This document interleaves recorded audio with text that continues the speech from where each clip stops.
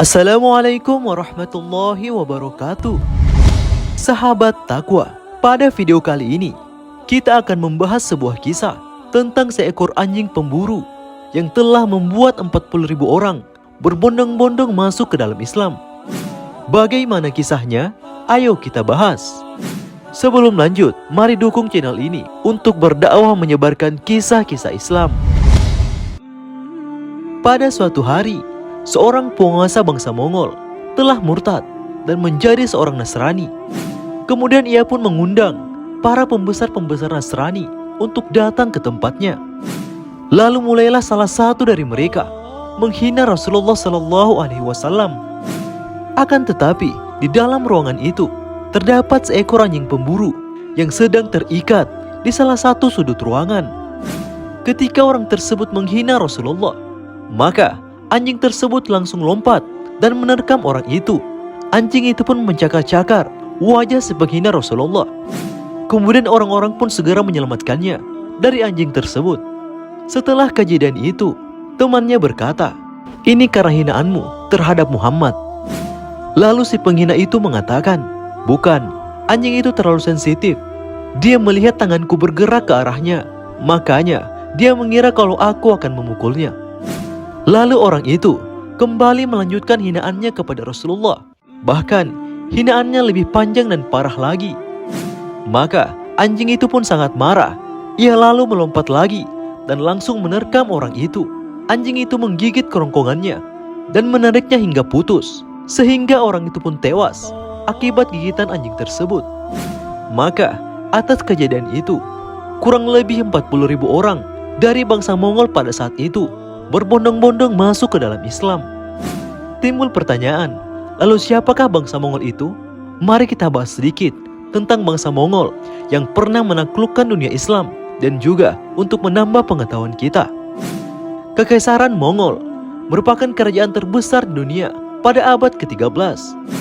Pada tahun 1258 Masehi, pasukan Mongol yang dipimpin oleh Hulagu Khan berhasil menghancurkan kekhilafan Islam pada masa Bani Abbasiyah di kota Baghdad, yang saat itu dipimpin oleh Khalifah Al-Musta'sim dari tahun 1242 hingga 1258 atau sekitar 16 tahun lamanya.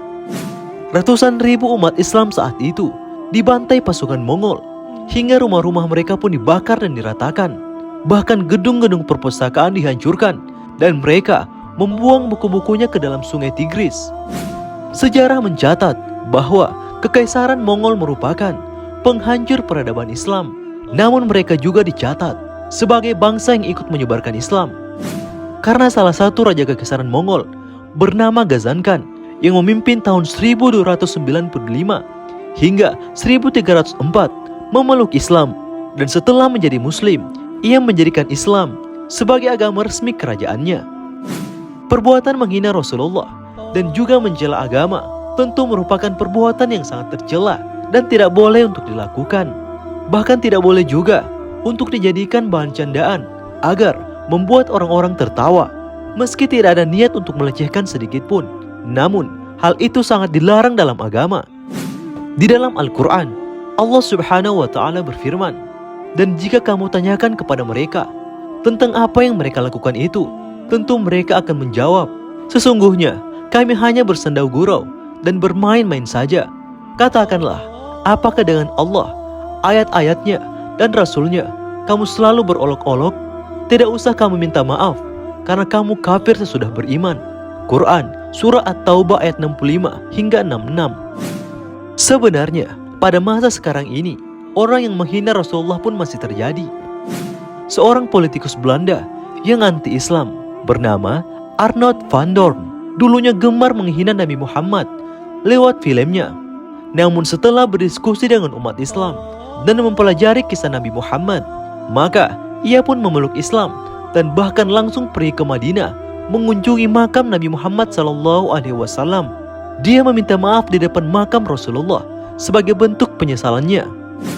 Maka dari itu, sebagai umat Rasulullah, mari kita selalu memuliakan Rasulullah dengan cara memperbanyak berselawat kepadanya serta menghidupkan segala sunnah-sunnahnya. Sahabat takwa, Apa hikmah yang bisa kita petik dari kisah ini?